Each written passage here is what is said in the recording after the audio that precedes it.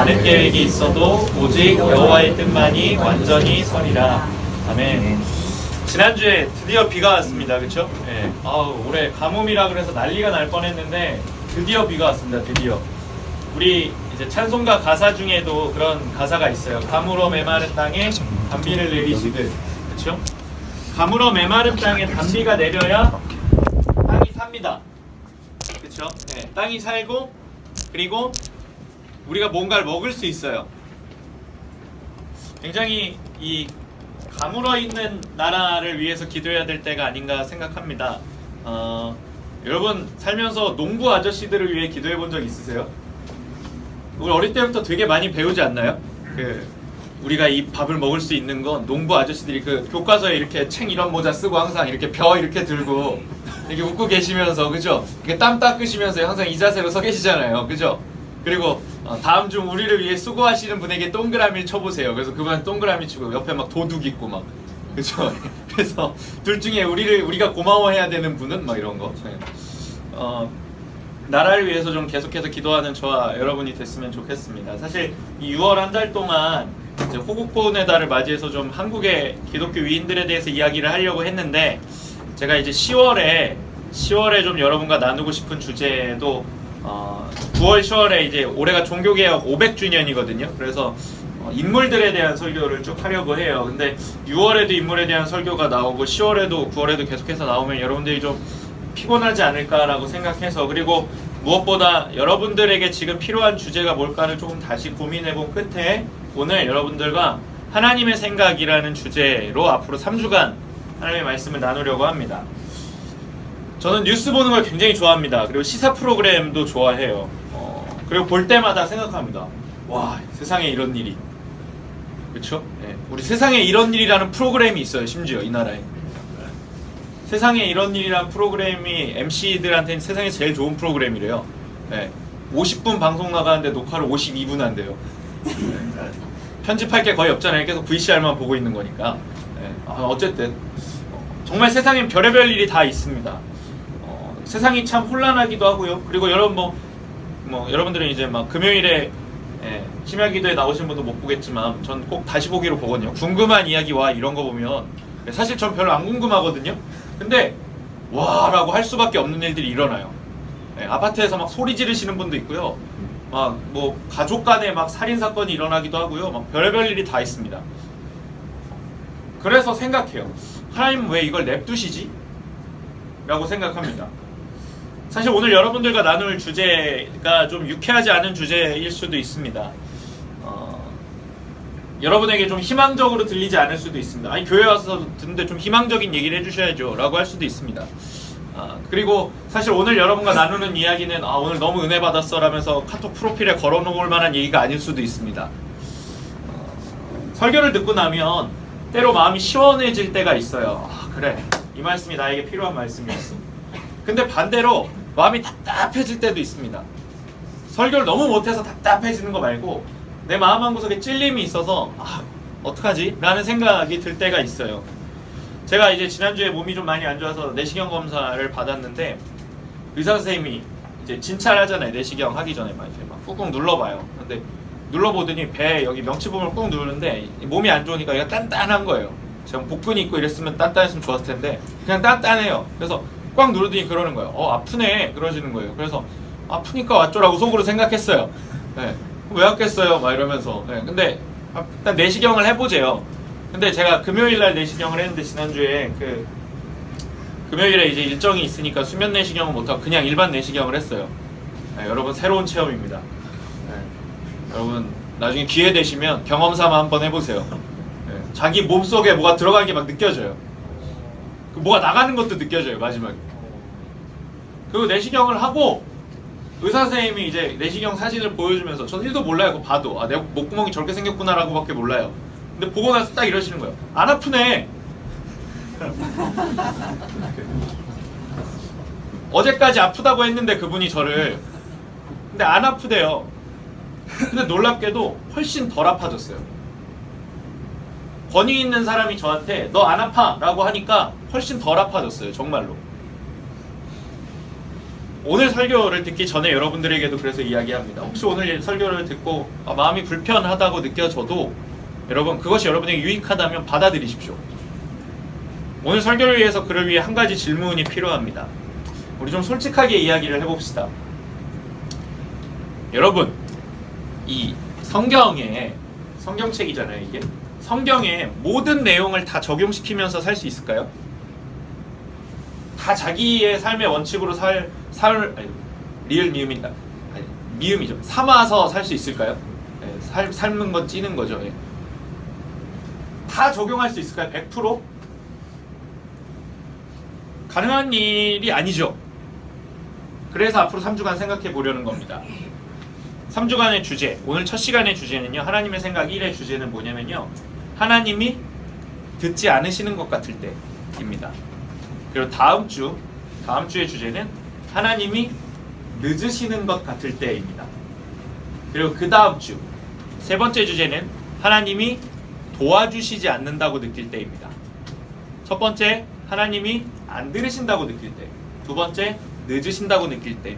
그리고 마지막, 돕지 않으신다고 느낄 때. 이 세 가지의 주제를 놓고 이야기를 할 겁니다. 여러분 이렇게 느껴보신 적이 있으세요? 하나님 내 기도 들으시지 않는 것 같아. 아니면 뭐 하나님 내 기도에 너무 늦게 응답하셔. 아니면 하나님 나를 안 도와주시는 것 같아. 나보다 공부를 덜 하는 것 같은 친구가 나보다 성적이 좋아요. 나보다 훨씬 못생겼는데 남친 여친은 예쁘고 잘생겼어요. 심지어 있어요. 난 없는데. 부모님 잘 만나서 우리 흔히 말하는 금수저예요.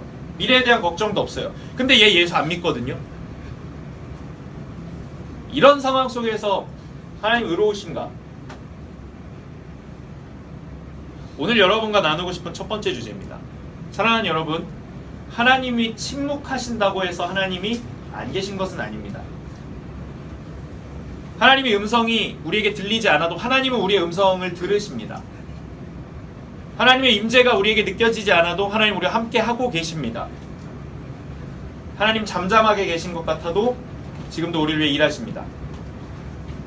이를 위해서 오늘 여러분들과 성경에 있는 아주 어려운 하나의 이야기를 나누고자 합니다. 이 결말을 대부분의 사람들 좋아하지 않지만 성경에 나와 있는 그대로 100% 팩트입니다. 세례 요한에 대한 이야기인데요. 세례 요한은 정말 훌륭하고 정직한 하나님의 일꾼이었습니다. 그리고 동시에 예수 그리스도의 앞길을 예비한 사람입니다. 그는 성경의 모든 선지자 중에 가장 파격적인 스타일, 패션 피플이었어요. 그는 동물 가죽으로 된 옷을 입고 다녔고, 그리고 메뚜기를 먹었습니다. 굉장히 아방가르드하죠, 사람이. 그리고 길바닥에 깔린 석청, 돌 사이에 있는 꿀 같은 걸만 먹으면서, 맺혀 있는 꿀 같은 걸 막 먹으면서, 이걸 두 글자를 줄인 뭐죠? 거지, 그죠? 네. 여러분 생각해 보세요. 여기 누가 막 호피무늬 이런 거 말고, 막 그런 가죽 옷을 입고 다니고, 그리고 지나가던 메뚜기를 집어 먹어요.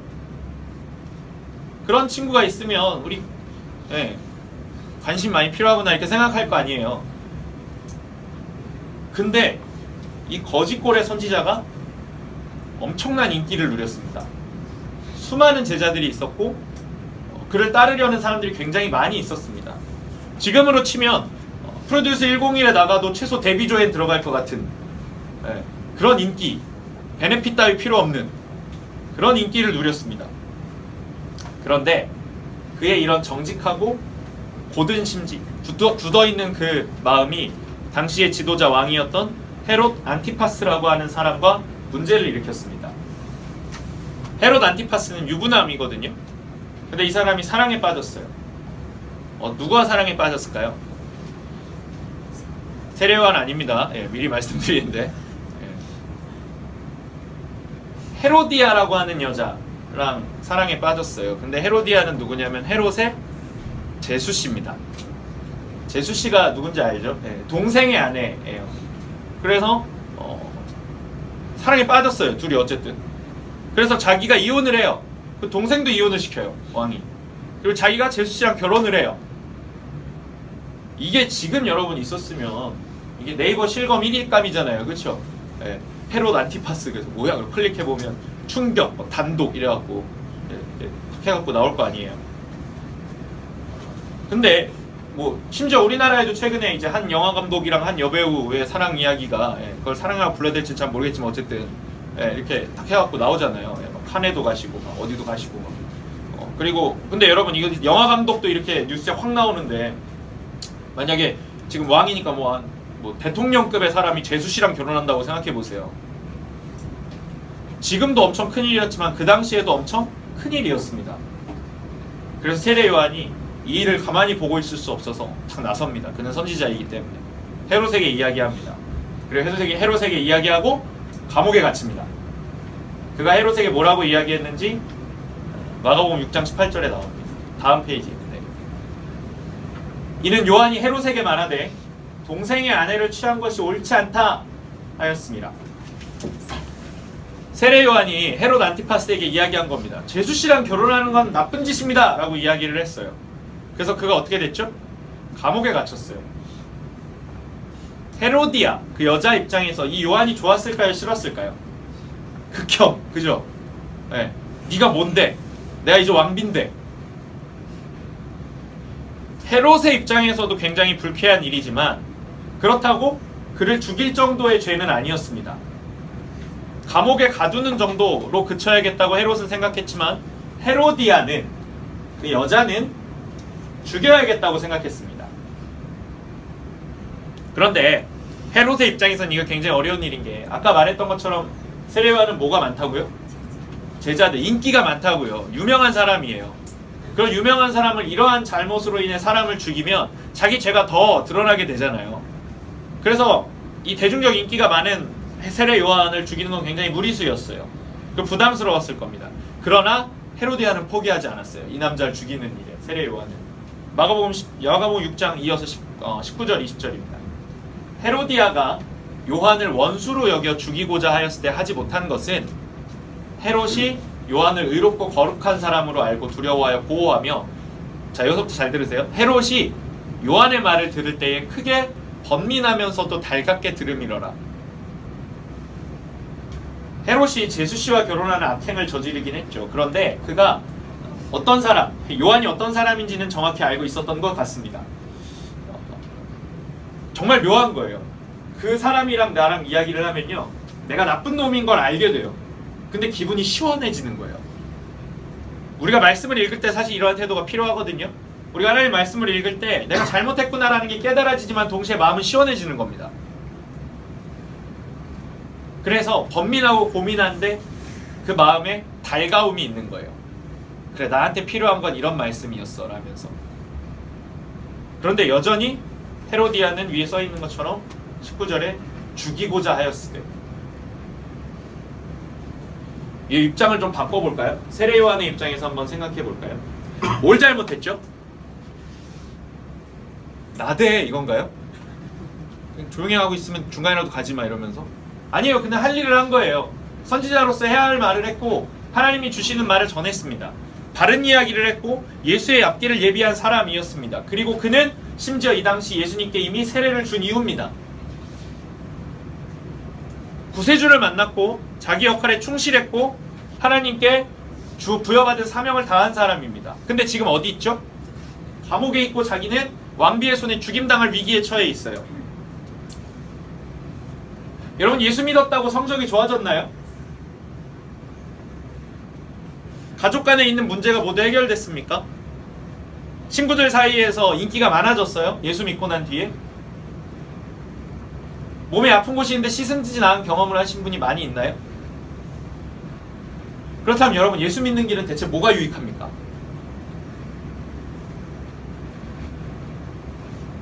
세례 요한도 생각했을 거예요. 아, 지금은 내가 옥에 갇혔지만 이것은 나를 극적으로 구해주시려는 예수님의 빅픽처 이러면서, 이건 큰 그림이야. 어마어마한 일이 일어날 거야, 날 구해주시러. 그래서 기다렸습니다. 천사가 꺼내주려나 와서 멋있게 탁 날개를 확 갖고 날아와가지고 꽝 해가지고 빡 해가지고 나와! 이러면 촥 나가고. 아니면 뭐 지진? 뭐가 날지? 근데 예수님 감감무소식이에요. 그냥 자기 사역만 하십니다. 요한의 기다림은 길어졌습니다. 불안했겠죠. 저분이 진짜 구세주인가? 그래서 요한이 자기 제자들을 예수님께로 보냅니다. 마태복음 11장 2절에서 3절 말씀입니다.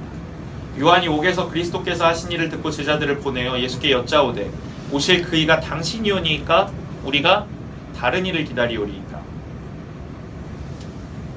요한이 옥에서 예수께서 뭘 하고 다니시는지 들었습니다. 물이 변해서 포도주가 됐답니다. 아니, 결혼식에서 물을 포도주로 바꿀 시간은 있으신데 하나님의 일을 하다 같이 나를 구해주실 시간 없으셔? 그래서 제자들을 보냈습니다. 가서 좀 물어보라는 겁니다. 당신 구세주가 맞나? 내가 당신을 위해 무슨 수고를 했는지 대체 알고 계십니까? 라고 물어보라는 겁니다. 그때 예수님 뭐라고 하셨을까요? 야, 걱정마, 오늘 밤 주인공은 너야 너, 막 이러셨을까요? 감옥을 나갈 사람 너야 너, 막 이러셨을까요? 하다못해 야, 내가 구세주인 건 맞아 라고라도 말씀해 주셨으면 요한이 마음이라도 편했을 텐데. 근데 예수님 이렇게 말씀하십니다. 이어지는 4절에서 6절입니다. 요한의 제자들에게 예수께서 대답하여 이르시되 너희가 가서 듣고 보는 것을 요한에게 알리되 맹인이 보며 못 걷는 사람이 걸으며 나병한 자가 깨끗함을 받으며 못 듣는 자가 들으며 죽은 자가 살아나며 가난한 자에게 복음이 전파된다 하라. 누구든지 나로 말미암아 실족하지 아니하는 자는 복이 있도다 하시니라. 직접 오셔서 꺼내주시지 않았어요. 다시 제자들을 요한에게로 돌려보내십니다. 언제 꺼내주실지는 얘기 안 해주시고 본인이 행하신 일들에 대해서만 이야기합니다. 기적들에 대해서 이야기하고 마지막에 나로 말미암아 실족하지 아니하면 복이 있다 라고 하십니다. 힘들고 아픈 사람들을 그렇게 찾아다니시면서 왜 나는 안 찾아오시나요? 라고 생각할 법하지 않나요? 눈먼 자, 병든 자, 못 걷는 자, 나병한 자 다 고치시면서 정작 주의 일을 하다 감옥에 갇혀있는 나를 위해서는 왜 아무것도 하시지 않나요? 라고 생각할 만하지 않습니까? 심지어 나는 죽기 직전인데 제자들을 돌려보내시다니. 내가 힘드니까 나한테 말씀하셔야죠. 내 생일에는 내 페이스북 타임라인에 글을 올리셔야 되는 거예요 라고 말할 법 하지 않냐고요. 예수님이 다른 사람한테 기적을 베푸는 게 나랑 무슨 상관이에요, 솔직히. 그렇지 않아요?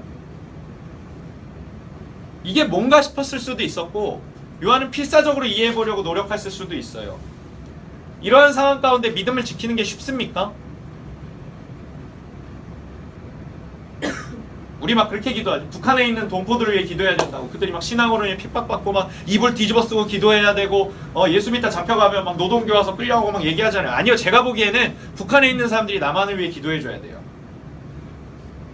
우리가 그렇게 신앙생활하지 않는다는 것이 우리를 얼마나 게으르고 나태하게 만듭니까? 주님은 산 같아서 여전히 그 자리에 계시다는 믿음이 너무 커서 그런지 교회는 다음 주에도 예배를 있으니까 다음 주에 올래. 북한에서 자기 인생을 걸고 삶을 걸고 목숨을 걸고 예배하는 자들을 위해 우리가 기도해줄 처지가 됩니까, 솔직히? 그 사람들 보기에 우리가 불쌍하죠. 야, 저 사람들은 교회도 마음껏 갈 수 있고 찬양도 마음껏 부를 수 있고 기도를 큰 소리로도 할 수 있는데 안 하네. 주님, 저 사람들 불쌍히 봐주십시오. 자기들이 가진 게 뭔지 모릅니다.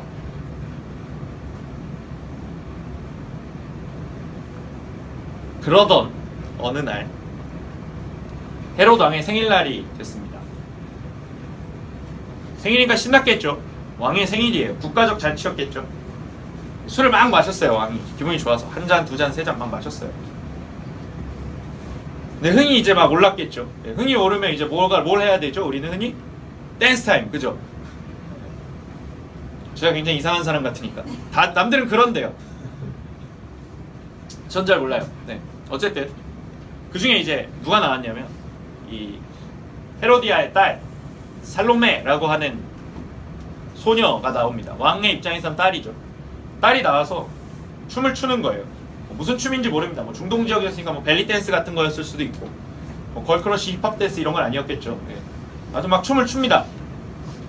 아버지 생일날 그런 춤 추면 이상하죠. 그렇죠? 네. 아무튼 막 아무튼 엄청 잘 췄나 봐요.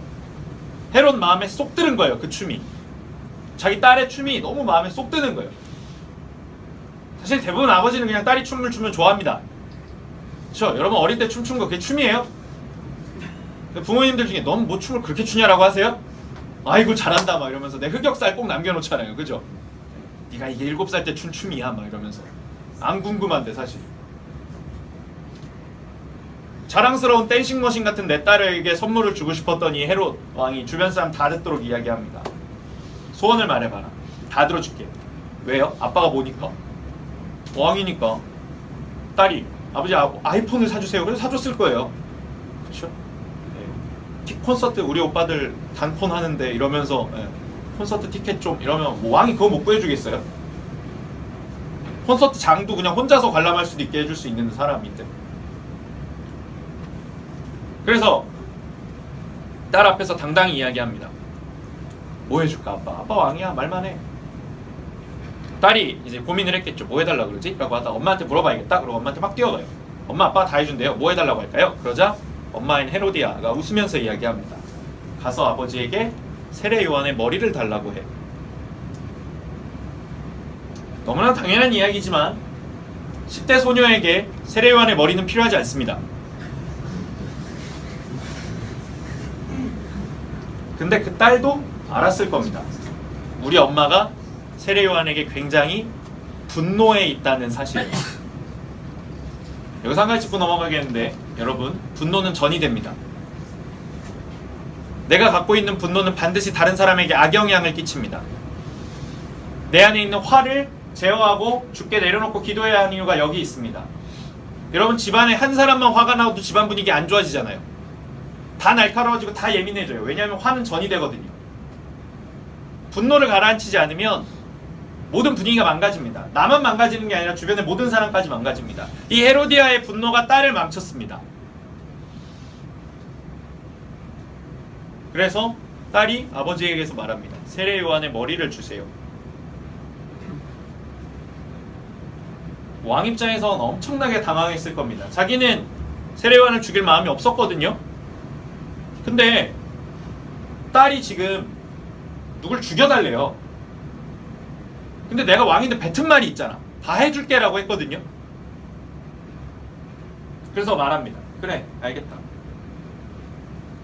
녀석들이 이제 어마어마한 일이 일어나는 겁니다. 막 지진이 일어나서 감옥이 갈라지고 막 경비병들이 다 죽습니다. 왕도 죽고요, 헤로디아도 죽고, 딸도 죽고, 여호와의 불이 막 그 자리에 있던 사람을 다 살라서 없애버립니다. 예, 그래서 세례 요한이 자유의 몸이 돼서 막 영화 쇼생크 탈출의 마지막 장면처럼, 그 영화 안 보시면 꼭 보십시오. 아주 좋은 영화입니다. 예, 쇼생크 탈출의 마지막 장면처럼 프리덤! 막 이러면서 나옵니다. 라고 성경이 기록하고 있으면 얼마나 좋겠어요. 그런데 안타깝게도 성경은 그렇게 기록하고 있지 않습니다. 한참 뒤의 일이긴 하지만 바울과 실라라는 사람이 옥에 갇혀서 찬양을 부를 때 그 옥을 가르게 하셨던 하나님의 능력이 오늘 예수 그리스도의 앞길을 예배했던 신실한 세례 요한이라고 하는 사람에게는 일어나지 않습니다. 마가복음 6장 26절부터 28절입니다. 왕이 심히 근심하나 자기가 맹세한 것과 그 앉은 자들로 인하여 그를 거절할 수 없는지라. 왕이 곧 시위병 하나를 보내어 요한의 머리를 가져오라 명하니 그 사람이 나가 옥에서 요한의 목을 베어 그 머리를 소반에 얹었다가 소녀에게 주니 소녀가 이것을 그 어머니에게 주니라. 다시 말씀드립니다. 세례 요한 예수 그리스도의 앞길을 예비한 사람입니다. 성실했고요, 훌륭했습니다. 신실했고 세례를 베풀었고 누군가가 자기를 따르려고 할 때 아주 담대한 목소리로 외쳤습니다. 나 말고 예수를 따르라. 이 얼마나 멋진 사람입니까? 그리고 지금 그의 머리는 소반, 밥상 위에 놓여져 있습니다. 사랑하는 여러분, 이것이 우리가 아는 믿음이라는 것의 결말이라면 여러분 예수를 따르시겠습니까? 내가 아는 예수 믿는 자의 결론이라 하는 것은 승진도 하고 부자도 되고 건강도 해지고 이런 것이지 내 머리가 잘려 밥상 위에 놓이는 건 아닌데, 이거 뭐 간증할 수도 없잖아요. 여러분, 제가 지난주에 머리가 잘려 죽었어요 할렐루야 막 이럴 수 없잖아요. 근데 여러분, 이 과정 가운데 여러분 잘 생각해 보십시오. 요한이 제자들을 예수님께 보내고 예수께서 그가 베푸신 기적들을 요한의 제자들에게 설명해 주셨을 때, 그리고 제자들이 그것을 요한에게 전달한 이후, 놀랍게도 요한은 그 뒤에 성경에서 단 한마디도 하지 않습니다.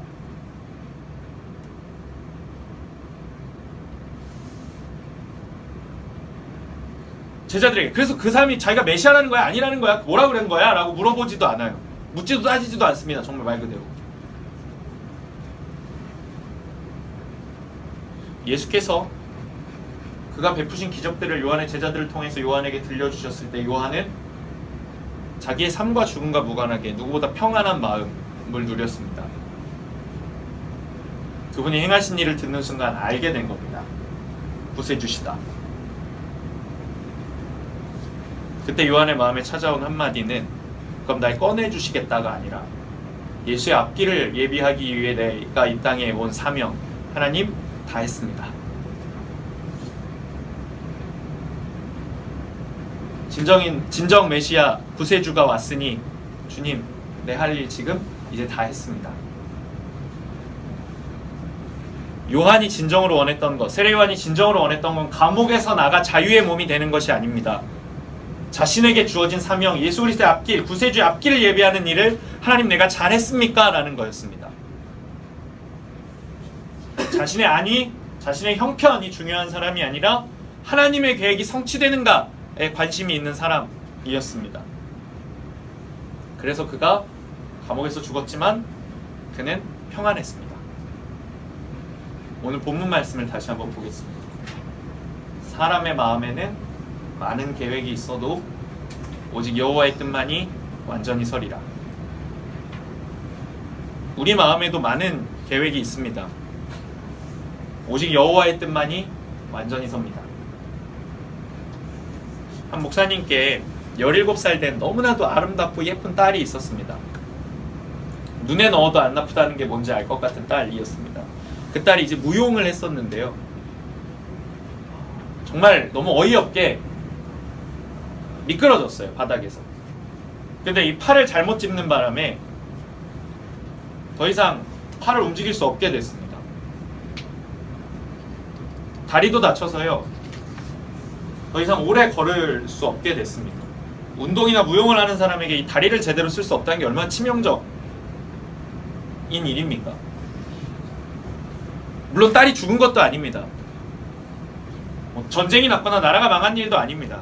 저는 부모가 아니라서 모르겠지만 여기 있는 선생님들 공감하실 겁니다. 부모에게 있어서요, 여러분, 좌절하는 자녀의 모습을 보는 것만큼 괴로운 일이 있을까요?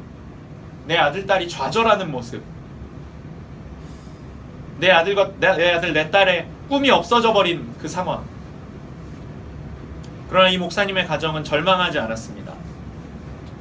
목사님께서 그 아픈 병상에서 씨름하고 있고 좌절해 있는 그 딸의 손을 잡고 함께 울며 이야기하십니다.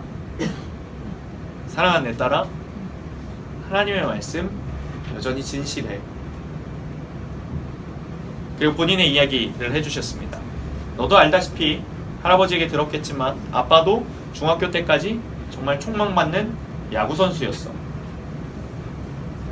근데 난 내가 그 야구선수라는 것이 내게 주어진 사명이라고 생각했고, 그를 위해 밤늦게까지 혼자 열심히 연습을 하다 그만 날아오는 공의 손등에 맞아서 더 이상 방망이를 쥘 수 없게 됐어.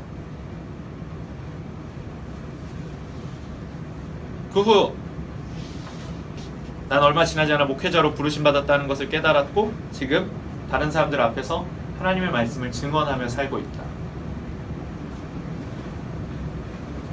사랑하는 청소년부 여러분, 하나님의 계획을 다 이해할 수 없습니다. 그러나 하나님의 목적이 선하시다는 것을 신뢰할 수 있습니다. 여러분 삶에도 하나님을 이해할 수 없는 순간들이 찾아올 겁니다. 어쩌면 이미 찾아왔을 수도 있습니다. 여러분들이 바라는 거 사실 뭐 대단한 거 아니잖아요. 그렇죠?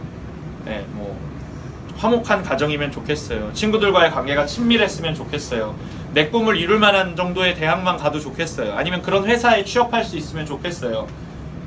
내가 뭐 여기서 꿈이 난 대통령이다 이런 분 있으세요? 유엔 사무총장 뭐 이런 거. 윤재가 안 들 정도면 없는 거예요. 보통 들거든요. 버수기 같은 느낌이라 질문과 동시에 들어 막 이렇게 돼 입력돼 있는 것 같아서.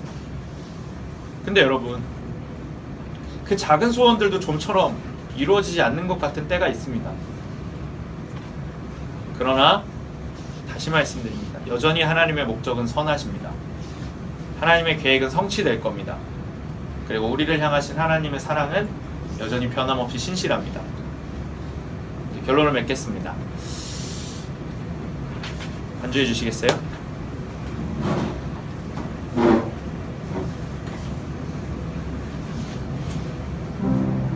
오늘은요, 뭐 이렇게 앞에 내용 정리하는 것보다 우리 눈 감고 이렇게 마음에 손을 얹어 볼까요?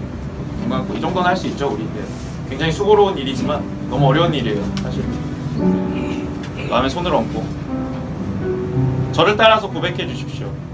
하나님, 저는 제 계획을 믿지 않고 하나님의 목적을 믿습니다.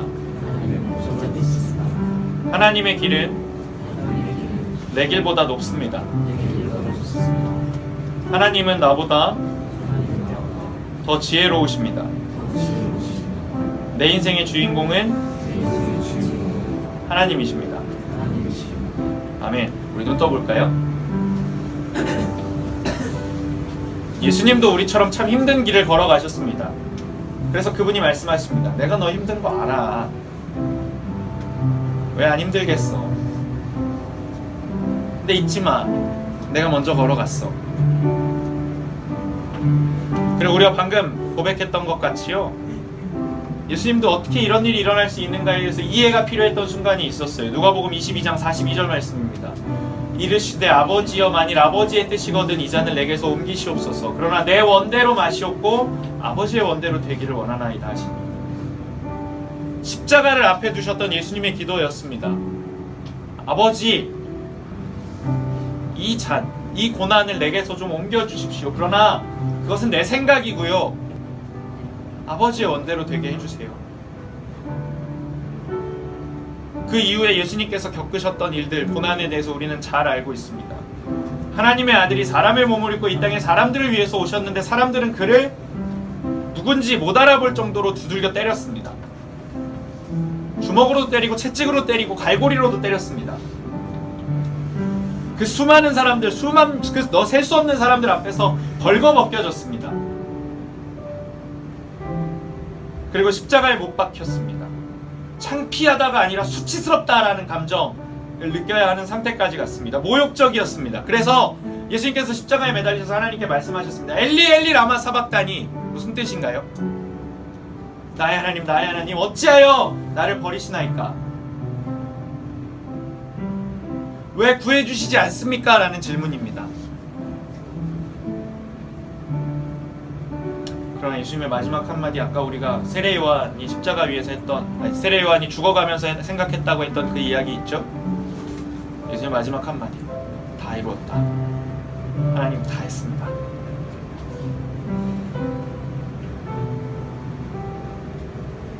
여러분 인생의 마지막 날 마지막 한마디를 뱉을 기회가 주어진다면, 사랑하는 여러분, 그리고 선생님들, 여러분의 마지막 인생의 한마디, 하나님 다 했습니다.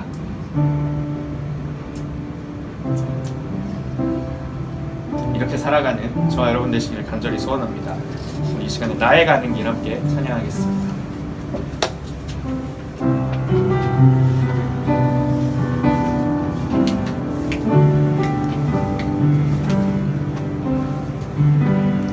나의 가는 길 주님 인도하시네.